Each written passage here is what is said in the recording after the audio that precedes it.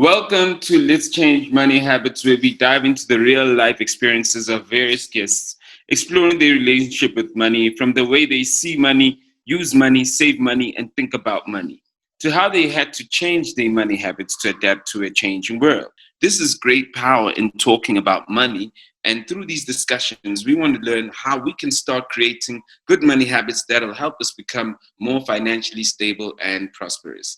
Let's Change Money Habits is proudly brought to you by Nedbank. I'm your co-host, Sia Metane, founder and CEO of Slick on Life, and I'm joined by our personal finance expert, Mapalo. Thanks, Sia. Good to see you again today. I'm Mapalo Makhu. I'm a personal finance columnist and the author of You're Not Broke, You're Pre-Rich. Today's guest is Mpoomy Ledwaba. Mpoomy, please take a moment to introduce yourself to our listeners, elaborating on who you are and what you do for those who aren't familiar with you. Hi, Sia. Hi, Mapalo. Thank you guys for having me. I'm so excited to be here. I am firstly a wife, a mom, and a content creator, entrepreneur. I have a business, a salon in Melville, 27 boxes, and I create content on my platforms, Instagram, YouTube, Twitter, with brands that are aligned to me. And it ranges from everything a woman can think of to finances, to faith, and business, and just so much more. Wow, Mpumi, that's actually quite a mouthful, but I think today let's focus on money. So often our habits are inherited from where we come from our family, from our community. Can you talk us through what you've learned about money from your parents and just growing up? Funny enough, we actually had this conversation with my husband last week where we were comparing our different financial backgrounds. And my dad grew up extremely poor, like they had absolutely nothing. And now he has become somebody. So because of that, my idea of money is that you will always make money. So I'm one of those people who actually don't stress about money because I know my dad comes from not having to having to not having to actually having. So my belief on money is very, very positive because I've seen how he's literally made money out of nothing. And on my YouTube channel, I always talk about money always follows the vision. If you have a vision or a game plan or an idea or whatever, the money will always come. So I think just to kind of summarize it, based on my community, the people around me, my family, I have a very positive outlook on money. Wow, that is brilliant. It actually reminds me of my own upbringing where, we didn't have much growing up, but my dad eventually made something of himself. And it really just speaks to the fact that, I love the fact that you actually think about money in a positive way. Would you say that is your relationship with money? Yeah, I think so. I think money is very, I don't know if I should say it's psychological or spiritual. And people like to say how you treat money is the way money will treat you. So if you treat, and I also got this concept from the book, The Secret. I don't know if you've read it. And it's all about manifesting. As much as I'm not big on that, I'm more on the Christian side, but I really do believe is how you react or how you treat something is how it treats you. So with regards to money, I believe in saving money. I believe in giving money. I believe in operating with money from a place of abundance instead of a place of lack. And now going back to the question about community, we grew up with our parents always saying on the third day of the month, ang naman, and I think somehow that kind of, it built up and it created that relationship with money that I made a decision that those will not be words that come out of my mouth, because if it comes out of my mouth, that's exactly what I'll see. In having a positive relationship or good relationship with money is being educated and really looking at it in different spheres, in different aspects of how do I save it, how do I give it, how do I make more of it, and how do I enjoy it. We are talking about you, and there's a financial archetype which is designed by Dr. Tipiso Mantenji. And the intention of the Nedbank Money Quiz is to help you discover the archetype behind your unconscious money habits and behavior. So it's cool, you can tell us the stories, you can say this, but what is your real money archetype? Apparently, I am the giver. I think there's a level of truth to it. I believe I am really giving with money, but only because of, I think, my philosophy with money. I believe money is an energy. How you treat it is how it responds to you. This is something I've just kind of been learning over books and studying people who are wealthy.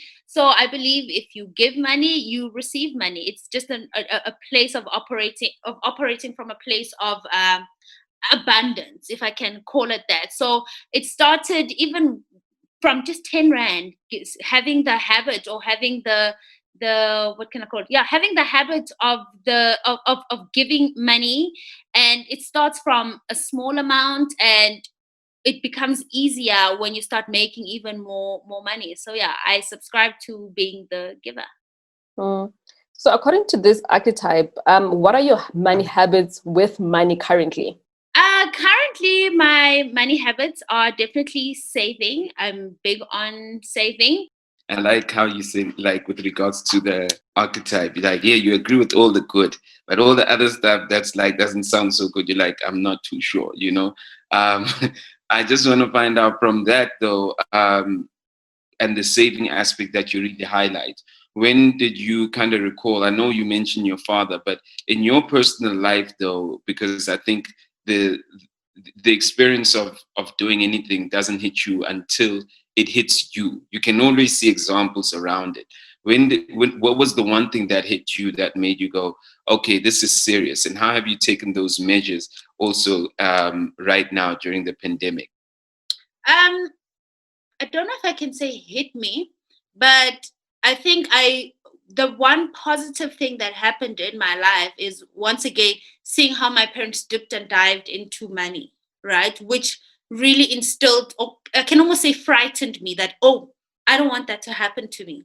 So I got my first job well, not my first job. I've worked from the age of 12, but my first corporate job at the age of 21, where I was earning a good 10K at 21 years old. I had a car that was fully paid for, rent was paid for. So I literally just had 10K to myself, that you decide what you do. And I think for a 21-year-old, um, 6 years ago is a lot of money. So in that place, I had to decide, and maybe the decision was made for me because of my job and still studying. I didn't have time to spend the money. So I had the money, but I couldn't spend it. And that's when the whole savings thing became very, very more real to me. And that's when I started the culture of saving, because I believe saving is really a culture and a habit that you pick up. So I had all this money that I couldn't use except on takeaways and shopping every now and then. And that's when I opened a bank account, a long-term bank account, where I could save money. And then I did put money away. And then when I quit my job, I decided to withdraw the money and go to Durban with friends. And the trip was terrible. And I think we could call that my wake-up call, that actually I just used so much of my saving for a trip I really, really hated.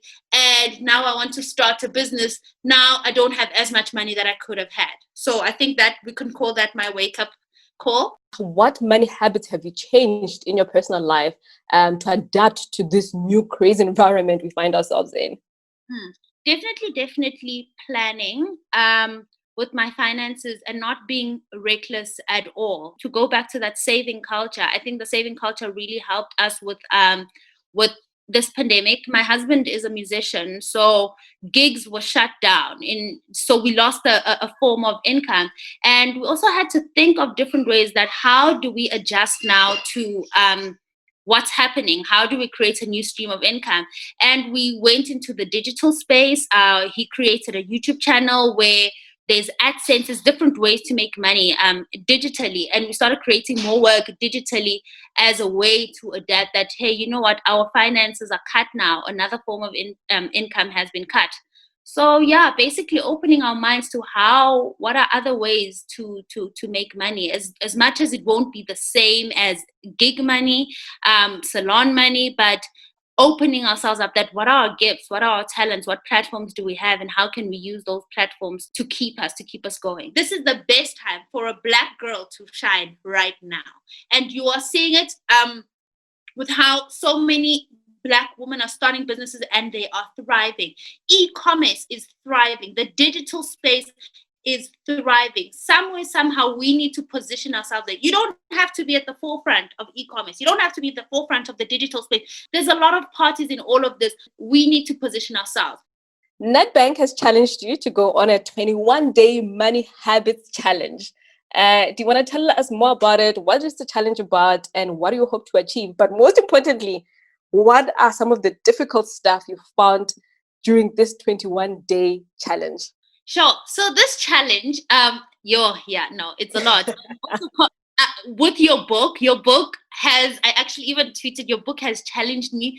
Firstly, trying to find my money personality. Before we even move forward, I had to find my money personality, and I am a spender and a saver at the same time, just like you. So incorporating that into my 21-day challenge has been hard. So what I'm excited about with the challenge is that, and the reason why it takes 21 days is that we know that it takes 21 days to change habits, right, and get new ones. So I'm learning old things and learning new things, such as having a no spend week. That is hectic. Except spending on essentials. Like I said before, I just go into a shop and I'll throw in a chocolate while doing my groceries. But if you're having a no spending week, then and sticking to essentials, if you're just going to buy oats and milk, that's exactly what you have to buy. So just getting used to that has been kind of challenging, but you realize that actually you don't need to spend all this money, but we just do it out of habit. Sometimes you don't even feel like these things. It's just so trial to use your money that way. You're not aware. Okay, let's go back to money. As young people, like you said, we think that, it just must appear amazing from the get-go. And for me, it feels like you are someone who loves getting your hands dirty. And I think that's the message to a lot of young people.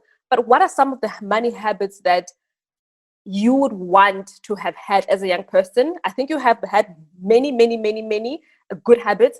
But for a young person listening to this podcast right now, and they're thinking about money, what are some of the good money habits that you would want any young person to possess? Whatever you want to achieve, you need to write it down. And that goes to your budget too. Let it not be in your head, because it will not happen. I'm big on budget. I think budget is very important. And also the most important thing after you've done a budget is to reconcile, so that you know that you actually stuck to what you set out to do. For example, I actually put out a template in a video that I did where I have a space for savings. The money that you plan on saving, you have to plan to save money.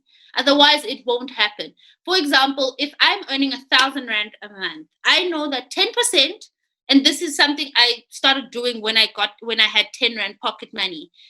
If I'm earning 1,000 Rand a month, 10%, which is 100 Rand, goes to tithing. That is my giving. I believe in tithing, so I tithe at church. Whatever your form of giving is, give to somebody on the street or whatever, you have to give. Tithe, ne? Then the other 10% goes to saving. So I don't even, that money is not even in my budget. It's not even in my, you don't know that 20%, it's not yours. It's like the tax man. The tax man doesn't ask you if you'd like to pay taxes. They take it.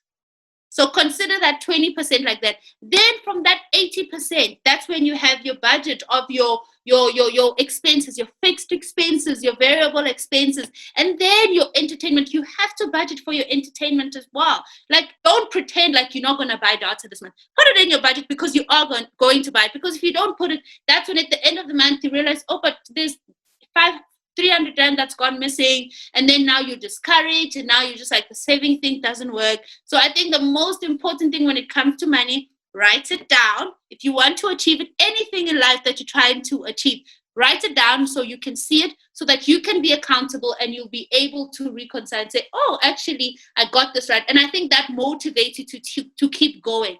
Like I said earlier, saving is a culture that you have to build up. If you can't save from a 10 Rand, you will not save from 1,000,000 Rand. So this excuse of saying, I'll save when I get a promotion. No, you're not. You won't. Start saving now. Even if it's 1 Rand or 10 Rand, just get the culture of saving embedded in you. Thanks a lot, Mpoomy, for taking the time to share your personal journey with money. Thank you for Nedbank for creating this platform. And thanks to all our listeners for lending your ears to this important conversation around money. And be sure to visit the website www.nedbankmoneysecrets.co.za/Let's Change Money Habits for more content around understanding your relationship with money and ideas on how to start creating good money habits. Continue the conversation though on social media by also using the hashtag Let's Change Money Habits and tag Nedbank on your posts, and we'll be watching you. That was brilliant, Mpoomy. Thank you so much. I loved that it's all about habits, habits, habits. Thank you, Sia. Thank you, Mapalo. And thank you, Nedbank, for having me.